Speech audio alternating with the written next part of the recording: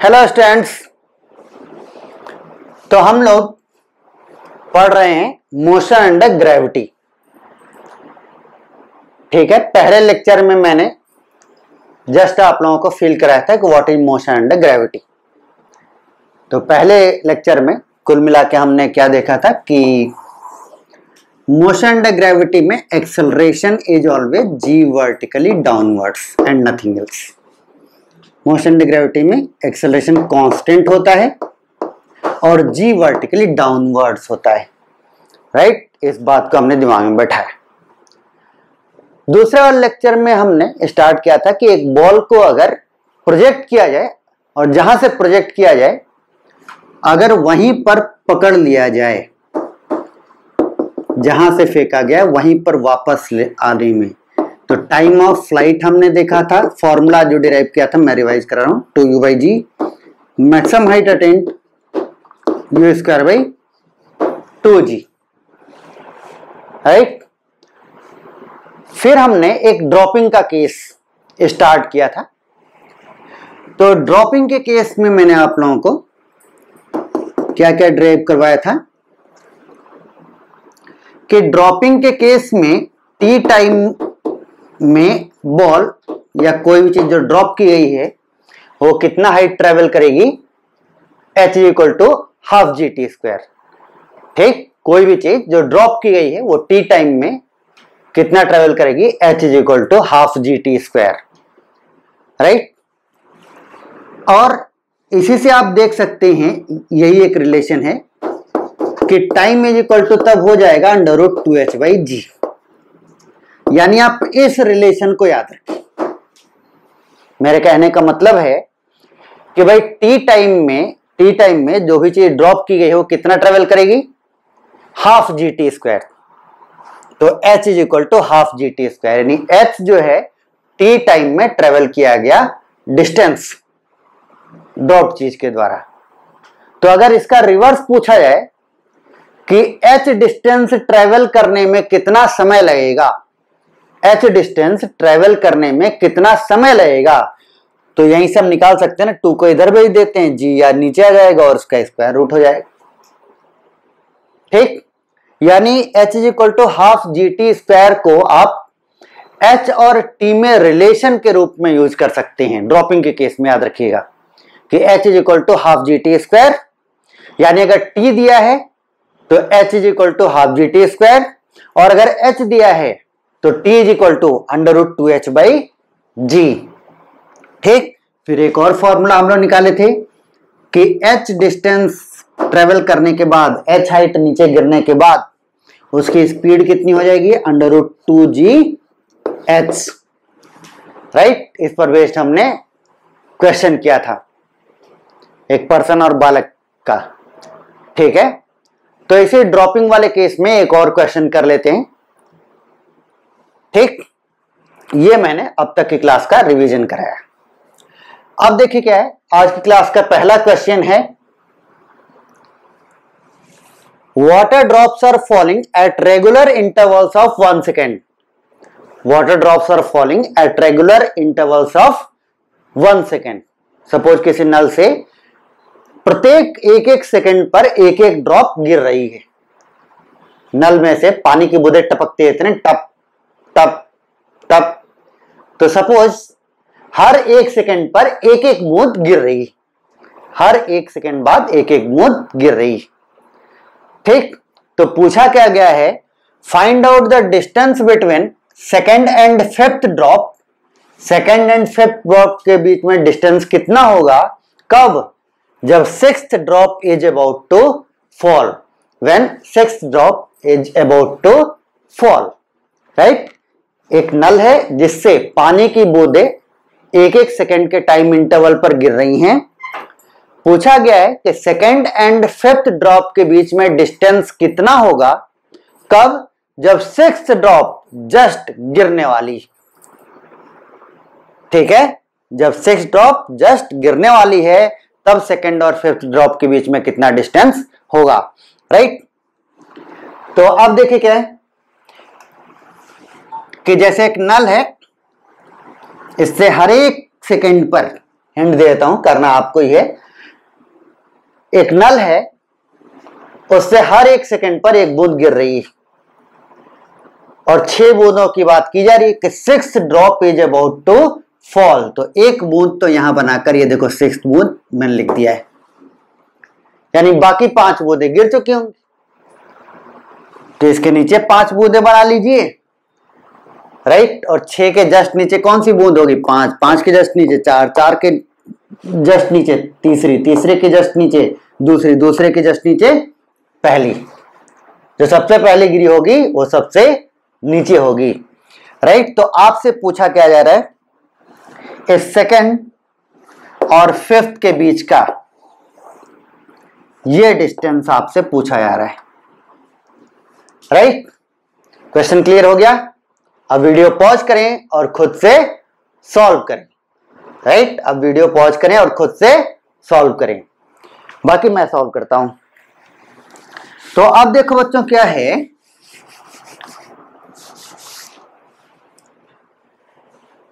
कि हमें चाहिए टाइम, हमें चाहिए टाइम, क्योंकि हम यूज करने जा रहे हैं फॉर्मूला h = ½ GT²।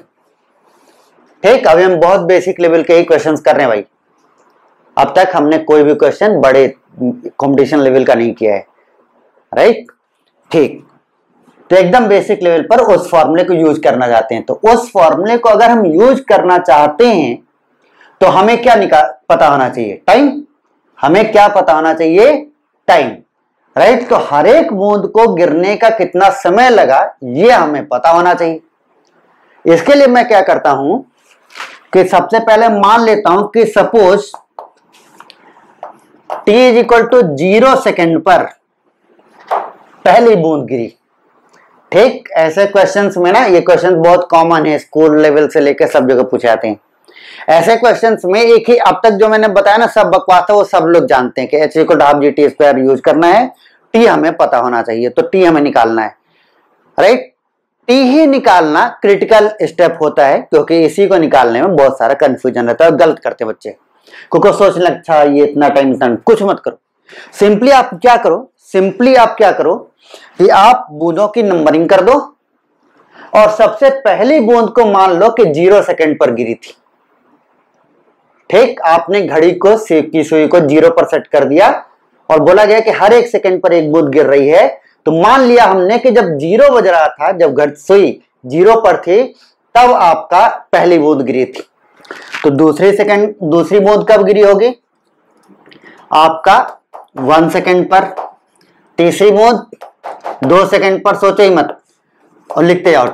चौथी बूंद 3 सेकेंड पर, पांचवी बूंद 4 सेकेंड पर, छठवीं बूंद 5 सेकेंड पर। ठीक, ऐसे हुआ। तो अब देखो अपने को क्या पता करना है, दूसरी और पांचवें के बीच का डिस्टेंस। तो पांचवी को गिरने का कितना समय मिला? ठीक, ये डिस्टेंस पता करने के लिए ये टाइम हमें पता होना चाहिए। तो पांचवी बूंद को गिरने का कितना समय मिला? ठीक, तो अभी कितना समय हो रहा है? 5 सेकेंड्स। ये कितने समय पर गिरी थी? 4 सेकेंड्स पर। कितना समय बीत चुका है? चौथे सेकंड पर गिरी थी, अब बज रहा है 5 सेकेंड। तो कितना सेकंड मिला इसको गिरने का? 1 सेकेंड। तो टाइम हो गया 1 सेकेंड। तो ये वाला डिस्टेंस, भाई ये वाला डिस्टेंस पता करने के लिए h = ½ GT² में केवल t की जरूरत है, राइट। तो ½ GT का स्क्वायर कितना हो गया? 5 मीटर, राइट। कोई दिक्कत?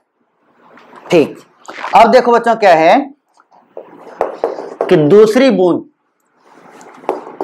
का डिस्टेंस निकाल लेते हैं, यानी ये डिस्टेंस। ठीक, तो फिर इसको कितना टाइम मिला? तो ये कब गिरी थी? जब 1 सेकेंड हो रहा था। ये कब गिरी थी? जब 1 सेकेंड हो रहा था। अब कितना हो रहा है? 6 सेकेंड हो रहा है। तो कितना समय बीत चुका है? 5 सेकेंड। कितना समय बीत चुका है? 5 सेकेंड, राइट। तो टाइम कितना आ गया? 5 सेकेंड। तो कितना आ जाएगा ये? Half G T square. तो ये 2 5 जा 10, तो 5 स्क्वायर इंटू 5, 25 पंजे 125, 125 मीटर्स, राइट। ठीक है। अब देखो क्या पूछा गया था, दूसरी और पांचवी के बीच का डिस्टेंस। ठीक है, यानी अब हमसे पूछा गया है ये वाला डिस्टेंस, ये वाला डिस्टेंस अपने से पूछा गया है, राइट। तो क्या करेंगे, इतने डिस्टेंस में से इतना डिस्टेंस घटा देंगे तो इतना डिस्टेंस मिल जाएगा, राइट। तो कितना हो जाएगा? 125 minus 5 is equal to 120 metres. ये हो गया आपका आंसर। ठीक, चेक करो कितने लोगों का सही था। एकदम आसान है ना? ठीक, नोट कर लीजिए।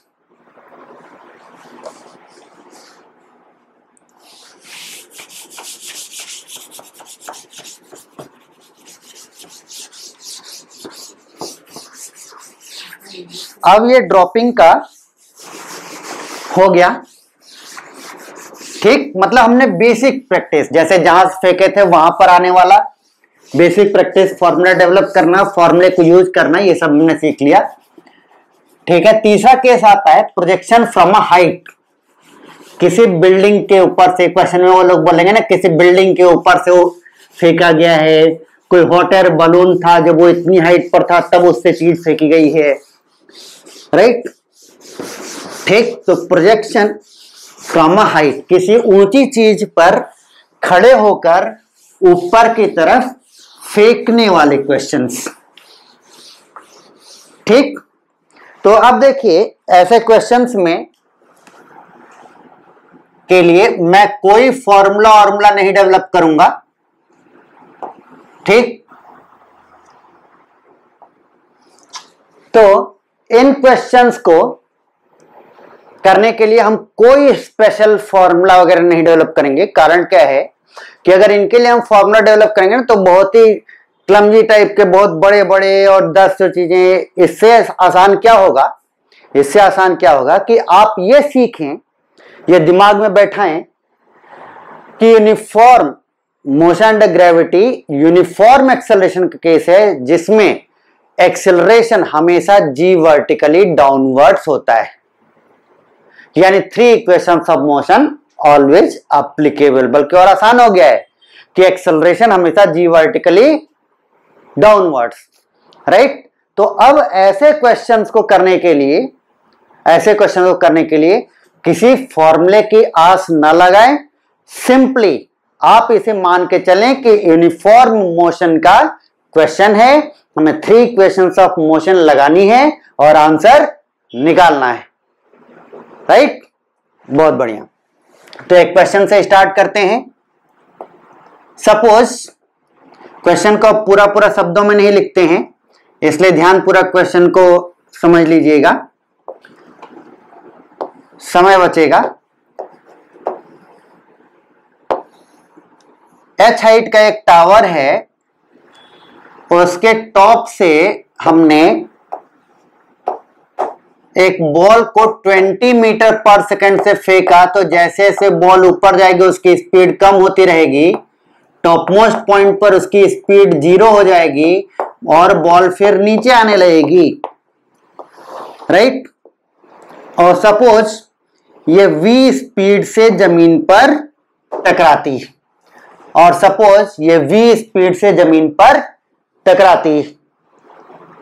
ठीक, h हाइट के टावर से बॉल को 20 मीटर प्रति सेकंड से ऊपर की ओर फेंका गया, तो ये ऊपर जाकर के फिर नीचे आई और जमीन पर कितनी स्पीड से आई?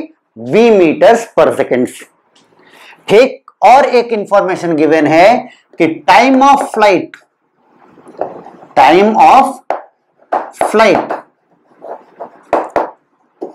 यानी कितनी देर ये बॉल हवा में रही, 6 सेकेंड्स, ये भी गिवन है। कितनी देर बाद वो जमीन पर आई, फेंकने कितनी देर बाद जमीन पर आई, या कितनी देर वो हवा में रही, या टाइम ऑफ फ्लाइट कितना है, ये भी आपका गिवन है, 6 सेकेंड्स, राइट। अब आपको फाइंड क्या करना है, find H and V, H and V आपको फाइंड करना है, ठीक। तो 3 क्वेश्चंस ऑफ मोशन आपको आती हैं। मैंने आप लोगों को साइन कन्वेंशन भी बता दिया है। क्या साइन कन्वेंशन, यहां पर डिस्प्लेसमेंट 0 लेंगे और अपवर्ड पॉजिटिव लेंगे, ठीक। तो वीडियो पॉज करें, इक्वेशंस ऑफ मोशन यूज करें और आंसर फाइंड करें, ठीक। बाकी मैं इसको सॉल्व करता हूं। तो आप देखो बच्चों, क्या है कि मैं पॉइंट्स मार्क कर लेता हूं, मैं पॉइंट्स मार्क कर लेता हूं। एक तो जहां से बॉल को फेंका गया,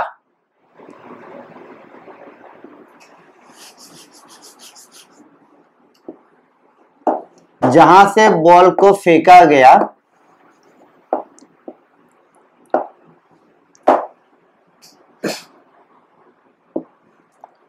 सपोज यहां से बॉल को फेंका गया, ये जमीन, यहां पर अपने को स्पीड पता है 20 मीटर पर सेकेंड, बॉल ऊपर गई और वापस आई, और यहां पर स्पीड v। इस पॉइंट को मैं A बोल देता हूं, टॉप मोस्ट पॉइंट को B बोल देता हूं, और जो बॉटम मोस्ट पॉइंट है उसको मैं बोल देता हूं C, ठीक। तो अब देखो, अगर मैं मोशन कंसीडर करता हूं from A to C, right, मैं मोशन कंसीडर करता हूं फ्रॉम A टू C, ठीक। मुझे पता है कई सारे बच्चों ने A से B कंसीडर किया होगा और फिर B से C कंसीडर किया होगा, ठीक। कोई दिक्कत नहीं, 2 स्टेप होंगे, परंतु अगर आपने सही क्वेश्चंस लगाई होंगी और कोई सिली मिस्टेक नहीं किया होगा तो आंसर यही आएगा, ठीक। परंतु बुद्धिमान एक्सपीरियंस्ड लोग क्या करेंगे कि जब एक ही बार में आंसर निकल सकता है तो वो 2 स्टेप में क्वेश्चन क्यों सॉल्व करेंगे, राइट। 3 क्वेश्चंस ऑफ मोशन कहीं से कहीं के लिए भी लगाई जा सकती हैं, तो मैं 2 बार में क्यों लगाऊं, A से B और B से C क्यों लगाऊं, सीधा A से C क्यों नहीं लगाऊं, राइट। तो अगर A से C लगाना है तो A आपका हो गया है इनिशियल पोजीशन, A आपका हो गया इनिशियल पोजीशन, और C हो गया है आपका फाइनल पोजीशन, C हो गया आपका फाइनल पोजीशन, राइट। यानी कि A से बॉल को ऊपर की ओर 20 मीटर पर सेकंड से फेंका गया, मैं बीच की सारी चीजों को हटा देता हूं ताकि देखने में एकदम क्लैरिटी रहे, ठीक। और ऐसे ऊपर की ओर फेंका गया, ठीक है। डिस्प्लेसमेंट, ये कहलाएगा displacement, displacement from initial position to final position, ये होगा इस केस में डिस्प्लेसमेंट, राइट, ठीक।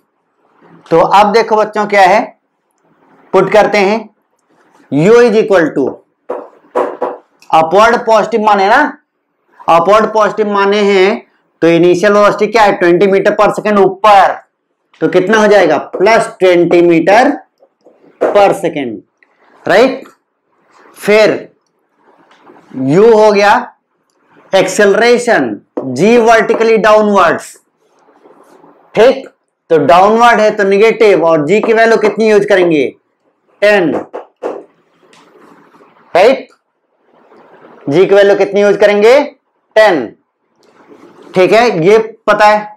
डिस्प्लेसमेंट कितना हो गया, डाउनवर्ड डिस्प्लेसमेंट है, एरो को देखो, एरो देखो, डाउनवर्ड डिस्प्लेसमेंट है और कितना है h, तो डाउनवर्ड होने के कारण माइनस, डाउनवर्ड होने के कारण नेगेटिव, राइट, और कितना है h। टाइम, टोटल टाइम कितना लगा, तो कितने टाइम हवा में रहा दिया गया है 6 सेकेंड्स। ठीक है, और फाइनल वेलोसिटी कितने से जमीन पर पहुंचा यही निकालना है। v इज इक्वल टू कितना हो जाएगा, नीचे की तरफ है ना डाउनवर्ड, तो माइनस v, राइट। ये डेटा अपने को गिवन है। अब यूज करते हैं 3 क्वेश्चंस ऑफ मोशन, कैसे यूज कर सकते हैं।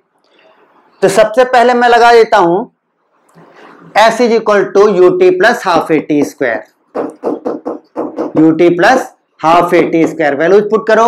s is equal to minus h, u की वैल्यू प्लस 20, t की वैल्यू 6 प्लस हाफ, a की वैल्यू माइनस 10, t की वैल्यू 6 का स्क्वायर, राइट। तो ये कितना हो गया 120, और ये 2 5 जा 10, माइनस 5 इंटू 36 कितना आएगा 120 माइनस 5 6 जा 30, 180, कितना आ गया माइनस 60 मीटर्स। मीटर्स छोड़ देते हैं अभी, तो h इज इक्वल टू कितना हो जाएगा 60 metres, answer, right. h is equal to 60 metres. ठीक है, h की वैल्यू आ गई, नोट कर लीजिए, कोई दिक्कत। पहले मैंने सारी वैल्यूज लिख ली और फिर अप्लाई कर दिया s equal to UT plus half A T square. ठीक, इतना नोट कर लीजिए। फिर हम v निकालते हैं। v के लिए देखो बच्चों क्या है कि हम सीधा लगा सकते हैं, यह आसान था, v is equal to U plus A T. तो v की वैल्यू कितनी माइनस v, ये v स्पीड है ना इसलिए इसको पुट करना पड़ रहा है। v की वैल्यू माइनस v, u की वैल्यू, यो कितना है 20, a की वैल्यू माइनस 10, t की वैल्यू 6, तो 20 माइनस 10 इंटू 6 60, कितना आ गया minus 40। This imply that v is equal to 40 metres पर सेकेंड, राइट। ठीक, बहुत बढ़िया। देखिए आपने केवल ये values initial position final position मान के अपवर्ड एक्शन को पॉजिटिव मानते हुए ये वैल्यूज आपने जैसे ही लिखी एकदम आसानी से आंसर आ गया। ठीक, और ये अच्छे क्वेश्चंस की श्रेणी में आएगा, नोट कर लीजिए। अब चलते हैं इसी प्रकार के अगले क्वेश्चन में।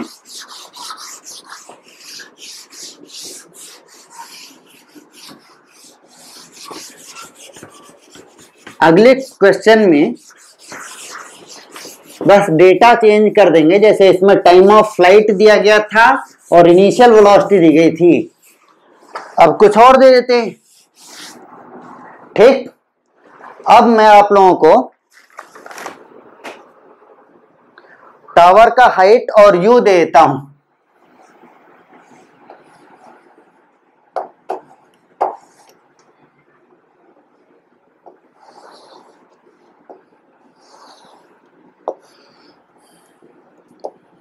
सपोज 25 मीटर की ऊंचाई से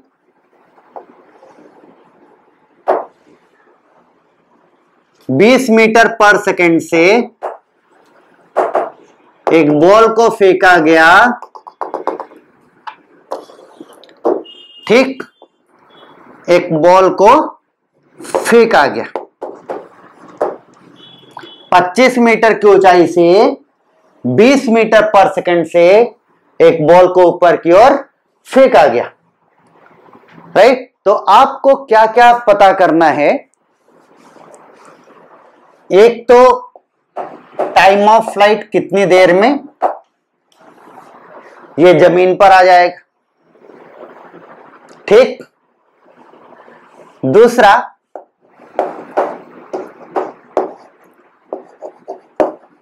maximum height attend. Maximum height attend, maximum height attend का मतलब ना, यहां से लेकर यहां तक वह जमीन से नापेंगे भाई हाइट।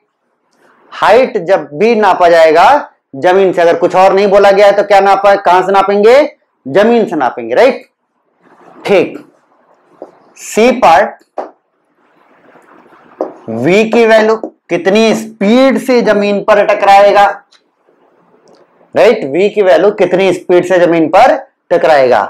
ठीक। और क्या फाइंड कर सकते हो, कितनी देर में जमीन पर टकराएगा, कितनी स्पीड से जमीन पर टकराएगा, एंड मैक्सिमम हाइट अटेन्ड। हो गया, बहुत हो गया। ठीक। क्वेश्चन नोट करें, पॉज करें, सॉल्व करें और फिर सॉल्यूशन देखें। ठीक। तो अब देखो बच्चों, क्वेश्चन आप नोट कर चुके होंगे ऐसा मैं मान लेता हूं, और मैं दोबारा से चित्र बनाना चाहूंगा सॉल्यूशन के लिए ताकि आपकी भी याद पड़े। क्वेश्चन का चित्र अलग छोड़ दिया करिए।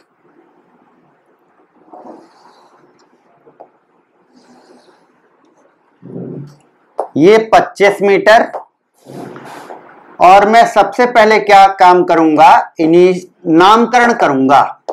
ए टॉप मोस्ट पॉइंट को बोल देता हूं बी, ताकि मैं आप लोगों को बता सकूं कि कहां से कहां तक का मोशन कंसीडर किया जा रहा है। सबसे इंपॉर्टेंट बात, फ्रीक्वेंसी ऑफ मोशन लगाने के लिए मैंने शुरुआत से ही बोला है, हमेशा सबसे पहले ये डिसाइड करिए कहां से कहां तक का मोशन हमें कंसीडर करना है, राइट। एंड देन इस पॉइंट पर क्या, सी। ठीक है। तो आपका सबसे पहले मैं बी पार्ट सॉल्व कर लेना चाहता हूं क्योंकि वो सबसे मुझे आसान दिख रहा है। ठीक। आसान कैसे है कि आपका मतलब मैक्सिमम हाइट अटेन्ड हम निकालना है। तो मैक्सिमम हाइट अटेन्ड तो हम सीधा बोल सकते हैं कि सी ए प्लस ए बी। भाई यहां से यहां तक प्लस यहां से यहां तक, तो यहां से यहां तक कितना, 25, और यहां से यहां तक, यहां से यहां तक तो हम डायरेक्टली फॉर्मूला लगा सकते हैं, U square by 2g। Sign convention की भी जरूरत नहीं है, मैंने आप लोगों को बताया था कि यू स्क्वायर बाई 2g जो फॉर्मूला है और 2u बाई जी जो फॉर्मूला है, इसमें केवल वैल्यूज पुट करते हैं, प्लस माइनस नहीं पुट करते हैं, राइट। ठीक। तो ये हो जाएगा 25 प्लस u की वैल्यू 20 का स्क्वायर अपॉन 2 इंटू जी की वैल्यू कितनी यूज करेंगे, 10। जी की वैल्यू कितनी यूज करेंगे, 10, राइट। ठीक। 10 टू जा 20 कट गया, 25 प्लस 20 45 मीटर। ये हो गया आपका आंसर। ठीक है, बहुत बढ़िया। अब देखिए बाकी दोनों ही पार्ट्स के लिए, for part a and c, for part a and c मैं मोशन कंसीडर करूंगा, consider the motion from, in fact directly from A to C, directly from A to C, right। तो अब देखो बच्चों क्या है कि भाई ए पॉइंट को हम लोग इनिशियल पॉइंट लेंगे तो यहां डिस्प्लेसमेंट 0 और अपवर्ड डायरेक्शन हम पॉजिटिव मानेंगे। तो क्या क्या गिवन है ये नोट कर लेते हैं। तो यू स्पीड प्लस 20 मीटर पर सेकेंड, डिस्प्लेसमेंट क्या अब मुझे दिखाने की जरूरत है? Displacement A initial position, C final position. तो डिस्प्लेसमेंट किधर है? नीचे की तरफ, यानी नेगेटिव। तो displacement is equal to -25 metres, right. और क्या? Acceleration g vertically downwards, downwards मतलब नेगेटिव, -10 मीटर्स पर सेकेंड स्क्वायर। ठीक, इतनी इंफॉर्मेशन गिवन है,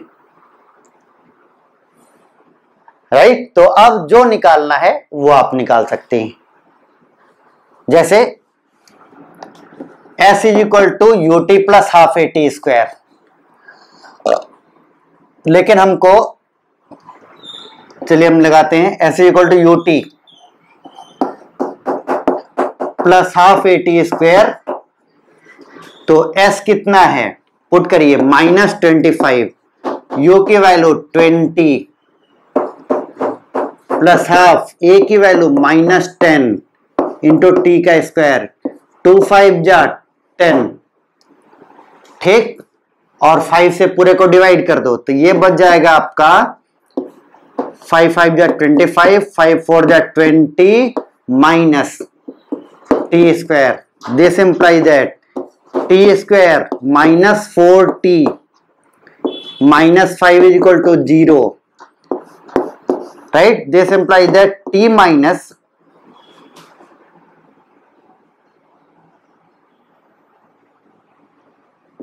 -5 into t plus 1 is equal to 0, यानी कि आंसर कितना? t is equal to 5 seconds और t is equal to -1 second. क्या टाइम नेगेटिव हो सकता है? फिजिक्स में टाइम नेगेटिव नहीं हो सकता, इसलिए ये वाला आंसर हम रिजेक्ट कर देंगे। तो आंसर क्या हो गया? 5 सेकेंड्स, राइट। आंसर हो गया आपका 5 सेकेंड्स। ओके, ठीक है। अब देखो क्या है कि v निकालना है, तो मैं फॉर्मूला लगा सकता हूं v square minus U square is equal to 2as। तो v square is equal to U square, u की वैल्यू 20 यानी 20 का स्क्वायर प्लस 2, a की वैल्यू -10, s की वैल्यू -25। तो 20 का स्क्वायर 400, माइनस माइनस प्लस हो जाएगा, प्लस 10 इन 25 2 जा 50, 50 इंटू 10 500। तो ये कितना हो गया? 900। बहुत बढ़िया, बहुत बढ़िया, इसलिए क्योंकि 900 एक परफेक्ट स्क्वायर है और परफेक्ट स्क्वायर का अंडर रूट कितना हो जाएगा? 30 मीटर पर सेकेंड। दोनों आंसर्स आपके सामने, ठीक, नोट कर लीजिए।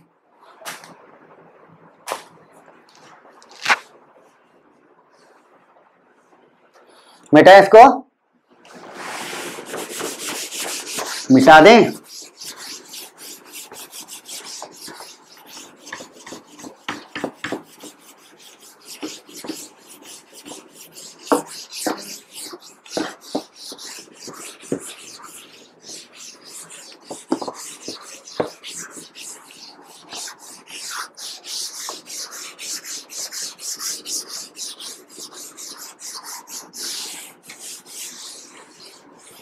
ठीक, तो अब देखिए क्या है, प्रोजेक्शन फ्रॉम हाइट पर।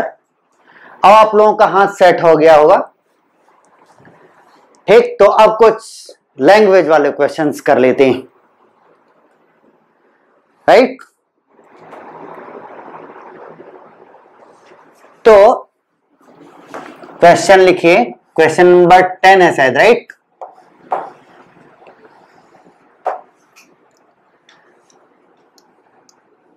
A balloon is rising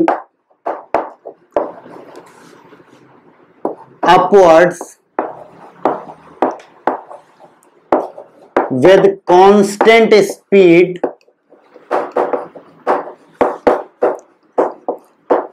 with constant speed 10 meters पर second.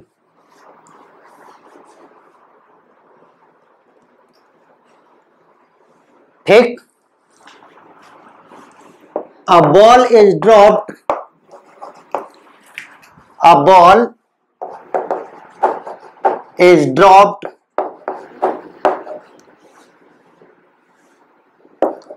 when the balloon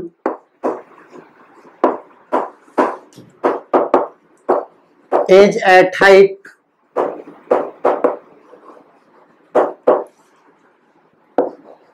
40 meters. When the balloon is at height 40 meters.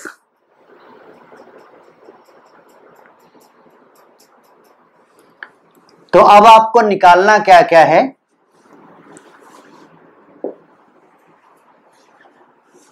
पहला part time of flight and symbols में लिख देता हूं, जगह बचेगा, समय बचेगा basically. Time of flight and velocity, speed,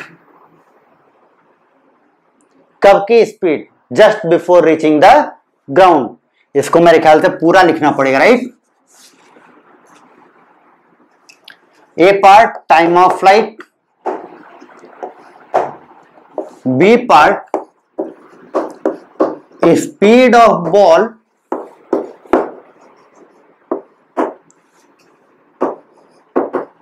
just before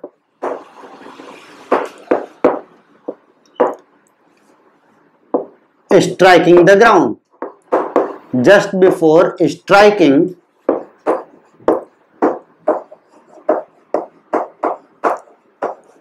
the ground, right. C part distance between ball and balloon, ball and balloon after 2 seconds the ball was dropped, the ball was dropped। ठीक, ये हो गया question. ठीक है, तो मैं इस question को नेक्स्ट क्लास में सॉल्व करूंगा। ठीक है, आप ट्राई करते रहें। हिंट बस इतना है कि किसी चलती हुई चीज से जब हम किसी चीज को ड्रॉप करते हैं, ठीक है, हिंट सुन लीजिए, और जिन लोगों को पता है वो करें। ठीक, किसी चलती हुई चीज से जब हम किसी चीज को ड्रॉप करते हैं तो चलती हुई चीज की वेलोसिटी ड्रॉप्ड चीज को मिल जाती है। ठीक, चलती हुई चीज की वेलोसिटी ड्रॉप्ड चीज को मिल जाती। ठीक, जैसे सोचो कि बस का हैंडल पकड़ के आप लटके हुए हो, ऐसे उतरने के लिए बस आगे की ओर जा रही है, आप हैंडल पकड़ के ऐसे लटके हुए हो, एक पैर हवा में है। तो बस अगर 40 किलोमीटर पर आवर से जा रही है तो आप भी तो 40 किलोमीटर पर आवर से जा रहे हो। तो आप जैसे ही हैंडल को छोड़ोगे, जैसे ही आप हैंडल को छोड़ोगे तो आप सीधा नीचे की ओर जमीन पर नहीं जाओगे, क्योंकि आप भी 40 किलोमीटर पर आवर से आगे की ओर चल रहे हो, राइट। तो आप कुछ ऐसे जाके ऐसे गिरो, इसीलिए आगे की ओर ऐसे लुढ़क जाते हैं। ठीक है, इसी प्रकार से अगर कोई चीज ऊपर जा रही है तो आपने अगर हाथ निकाल के बाहर आपने किसी चीज को उससे ड्रॉप किया, आपने किसी चीज को ड्रॉप किया, तो वो जिस चीज को आपने ड्रॉप किया है वो भी तो जो चीज ऊपर जा रही थी उसके साथ ऊपर जा रहा था। आपने बस उसको ऐसे छोड़ा है, यानी छोड़ने के तुरंत बाद वो नीचे नहीं जाने लगेगा,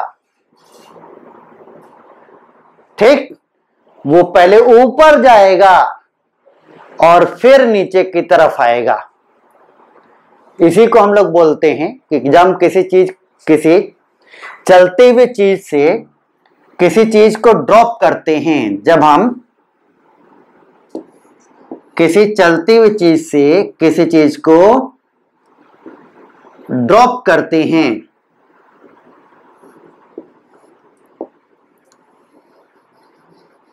सपोज ये हॉट एयर बलून है, जब हम किसी चलती हुई चीज से किसी चीज को ड्रॉप करते हैं तो उस चलती हुई चीज की वेलोसिटी